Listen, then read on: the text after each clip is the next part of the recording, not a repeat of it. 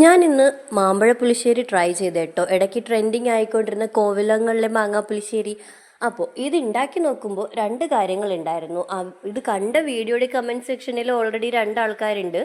ഒന്ന് ഇത് കൊള്ളില്ല എന്ന് പറയുന്നവരും നല്ലതെന്ന് പറയുന്നവരും. അപ്പോൾ ആദ്യം തന്നെ വെള്ളം ഒഴിച്ചിട്ട് അതിൽ മാങ്ങ, എനിക്ക് ചന്ദ്രക്കാരൻ മാങ്ങയോ അങ്ങനെ എന്തോ ഒരു മാങ്ങയാണ് വേണ്ടിയിരുന്നത്, അതൊന്നും കിട്ടിയില്ല. അപ്പോൾ എൻ്റെ കയ്യിലുള്ള മാങ്ങ കട്ട് ചെയ്ത് വെള്ളം ഒന്ന് തിളച്ച് വന്നപ്പോഴത്തേക്കും അതിലേക്ക് വളരെ കുറച്ച് ശർക്കര പാനി ചേർത്ത് കൊടുക്കുന്നുണ്ട്.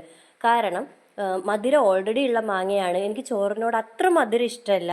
അപ്പോൾ ഒന്ന് ബാലൻസ്ഡ് ആവട്ടെ എന്ന് കരുതി കുറച്ച് ശർക്കരപ്പാനിയെ ചേർത്തുള്ളൂ. ഇനി അരപ്പുണ്ടാക്കാം. അതിൽ തേങ്ങ, തൈര്, മഞ്ഞൾപ്പൊടി, മുളക് പൊടി ഇത്രയും മാത്രം ചേർത്ത് നന്നായിട്ട് അരച്ചെടുത്തിട്ട് ആ മാങ്ങയൊന്ന് കുറുകി വന്നപ്പോഴേക്കും അതിലേക്ക് ഇട്ട് കൊടുത്ത് മിക്സ് ചെയ്തെടുക്കുന്നുണ്ട്. ഉപ്പും കൂടി ചേർത്ത് എടുക്കുന്നുണ്ട്.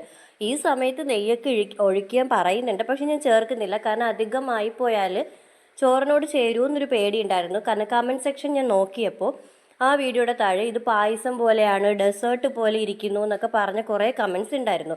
അപ്പോൾ കുറച്ച് മാറ്റങ്ങളൊക്കെ വരുത്തി ഉണ്ടാക്കാമല്ലോ എന്ന് കരുതിയത് ചെയ്തത്. ഇനി താളിച്ചൊഴിക്കണം, അത് കടുവറുത്തൊഴിക്കണം. അത് നെയ്യിൽ കുരുമുളകല്ല, കടുക്, വറ്റൽമുളക്, കറിവേപ്പില ഇത്രയും കൂടി പൊട്ടിച്ചൊഴിച്ച് കൊടുത്ത് മിക്സ് ചെയ്തെടുത്താലും പുളിശ്ശേരി റെഡി.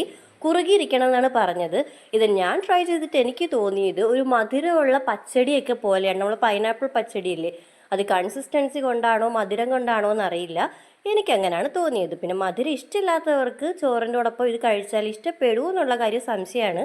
എന്നാലും ട്രൈ ചെയ്ത് നോക്കുന്നതിന് കുഴപ്പമില്ല. ശർക്കര പാനിയൊക്കെ ജസ്റ്റ് ഒന്ന് കുറച്ച് ചേർത്ത് കൊടുത്താൽ മതി.